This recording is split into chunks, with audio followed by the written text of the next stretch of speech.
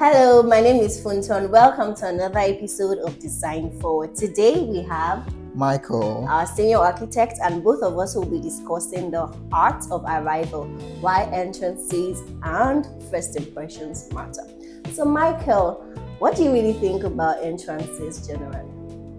so when we're talking entrances, are we talking entrance lobbies, receptions? Yes, so like anterooms, receptions, office lobbies. Yeah, that kind of stuff. What's your general opinion from an architectural point of view?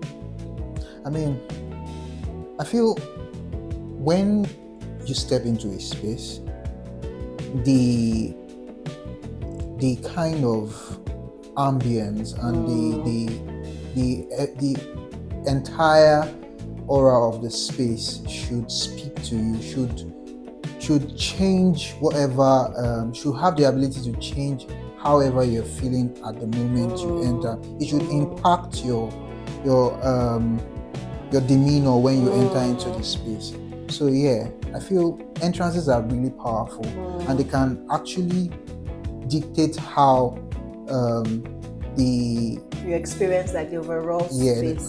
Exactly. So when you go further into the space, or even the thing you want to talk about in the space, maybe you are going for a meeting and you get to the reception and you see how really mind-blowing the space, just the reception is, and you'll be like, it gives you picture of what exactly the other space exactly. So when you get into the meeting, you are even more expressive and you are enjoying yourself basically. So yeah, that's what I love feel. it. So my next question will be, do you think that people, maybe individuals or organizations, should actually spend more money on their entrances, their reception? Absolutely. Why?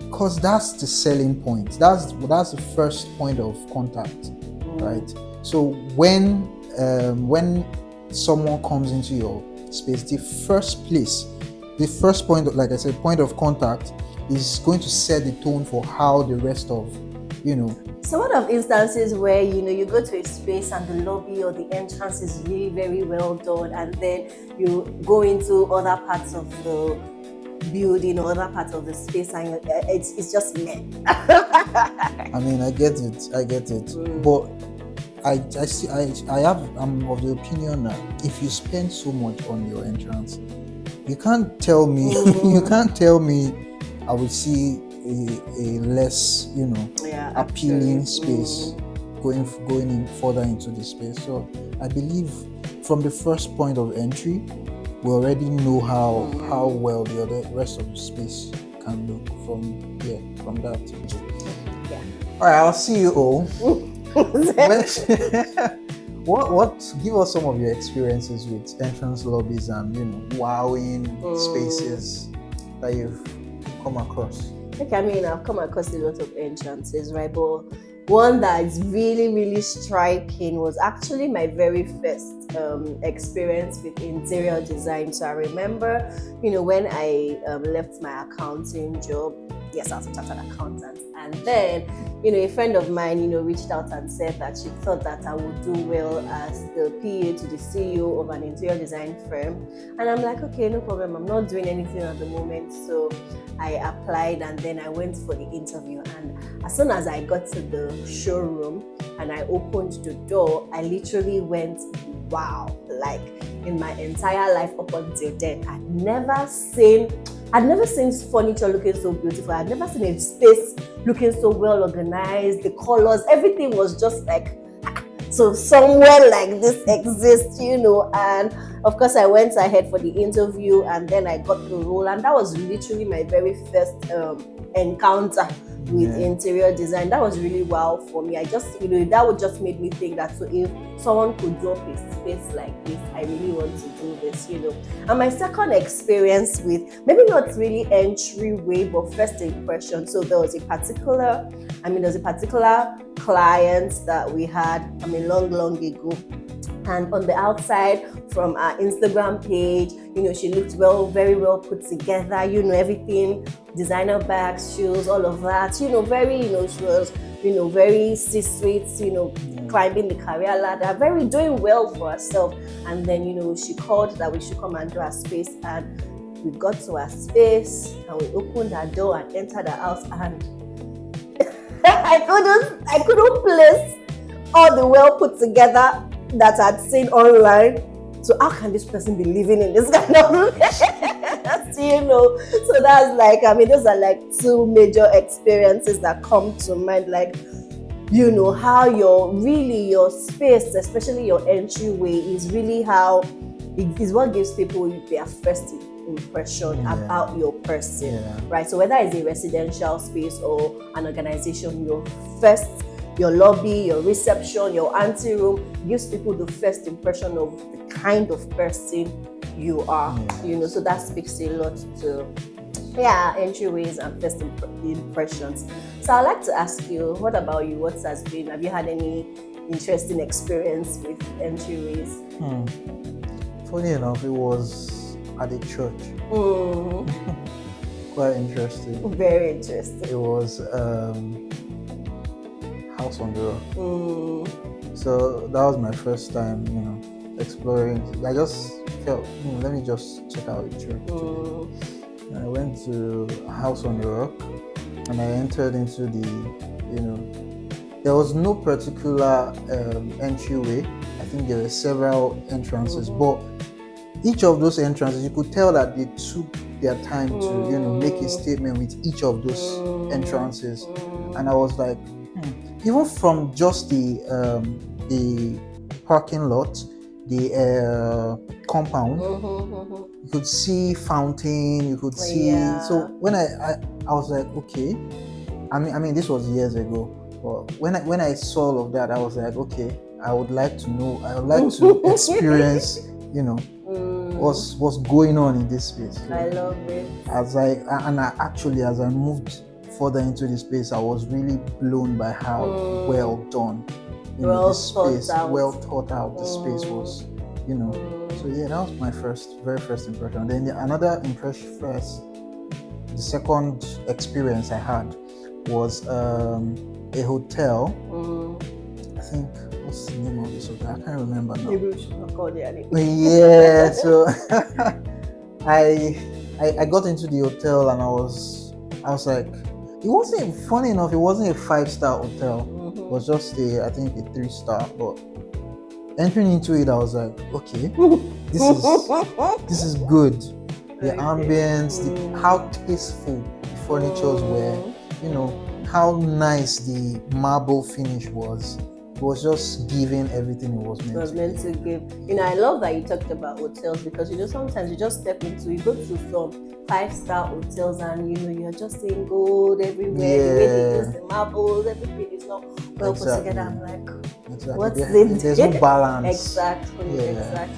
Yeah. So talking still on hotels, it's so important that the first point of experiencing the hotel just speaks to that luxury, speaks to that calmness. So let's go on to talking about psychology of the entryway, psychology of your entry space, your ante room. So what does that do to you?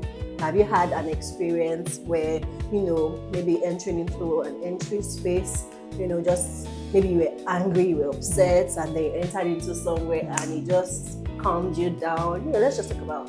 So I think I'd rather talk about the one that made it worse, because I was really fuming.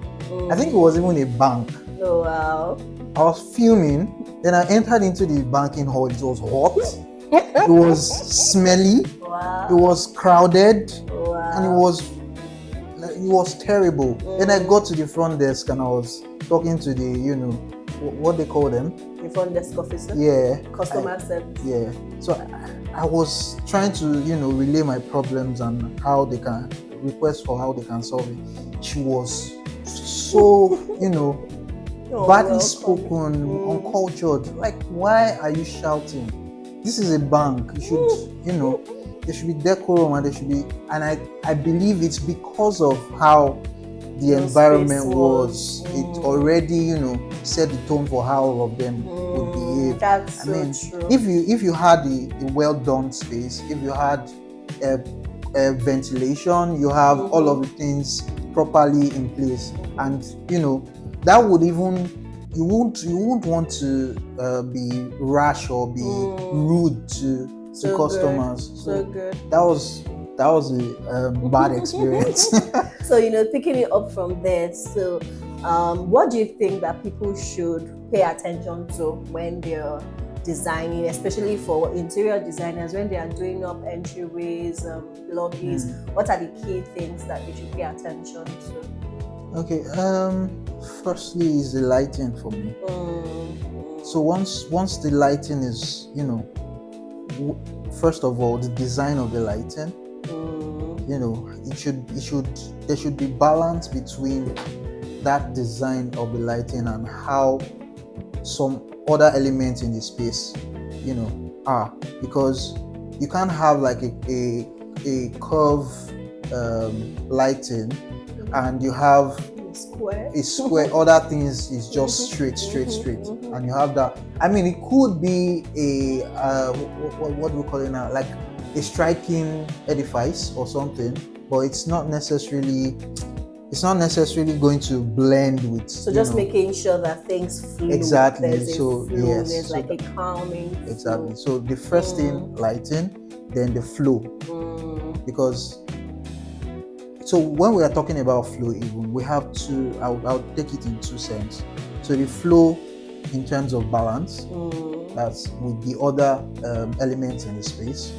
Then the other flow is the circulation, like the parts of circulation. So when you come into a space and there's a clear part of of where you don't need to exactly.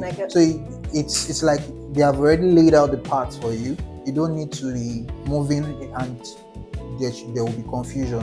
Everything is clear. So you're moving with direction. So once you get into the space, okay, you need to sit down, you sit down here, you need to speak to someone, you speak to someone, you need to go. So yes, the design has already, solved that problem of trying to figure out where you're going. It has already given that flow. So that's another thing,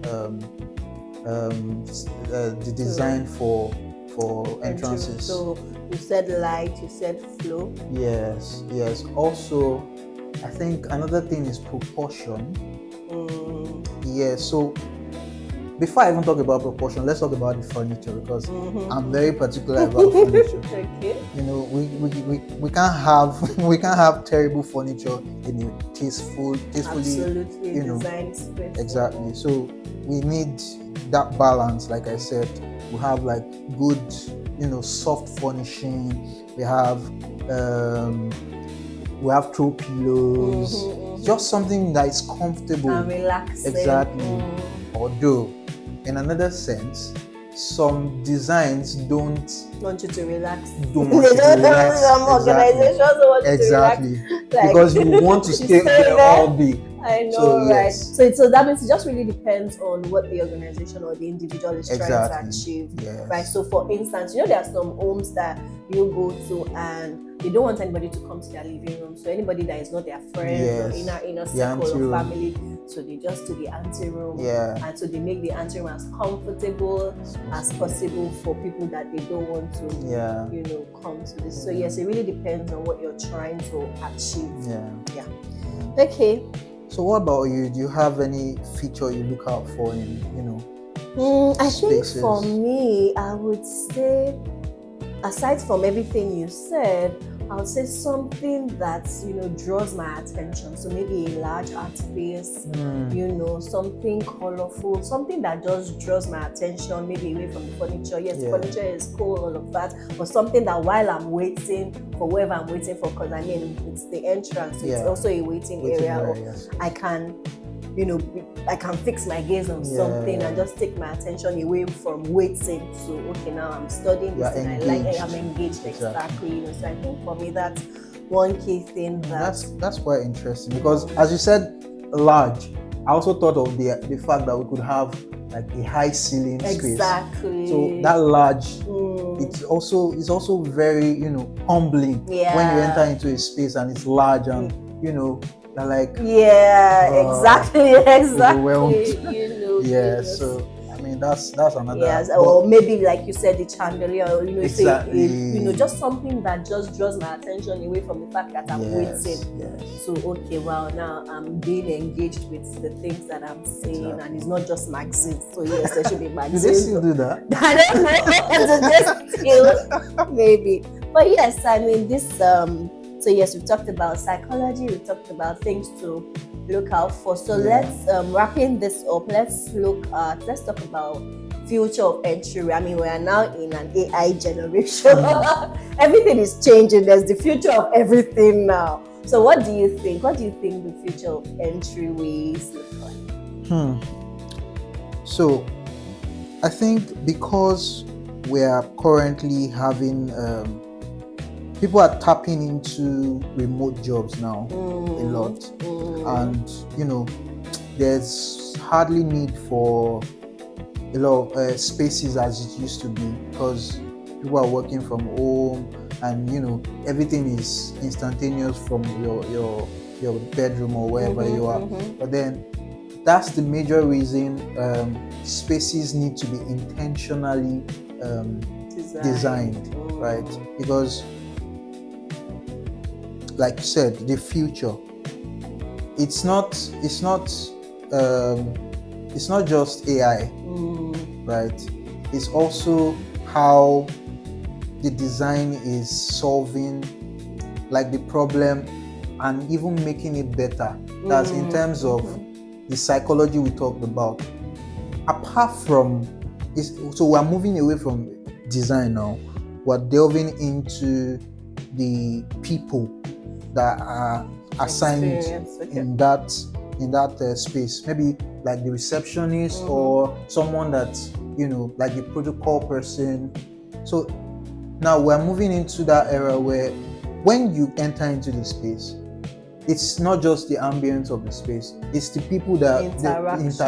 So if you're like, oh, welcome to this space, so what would you like, where are you going, or what? So when you have that kind of interaction, it gives you peace of mind. It makes you comfortable in the space. So if I hear you clearly, so you're saying that even though yes, there's AI and all of that, that to make sure that the future of entryways and lobbies is really the essence of having corporate human interaction. Yes, I love that, because we cannot just be like you said, the waiting area. So you're looking at nice art pieces, you're looking at all of the design, but then who is attending to you? So you enter some spaces and nobody is attending to you. You just sit and just I get you. And even the person attending to you sometimes might be rude, might be unhospitable and all of that.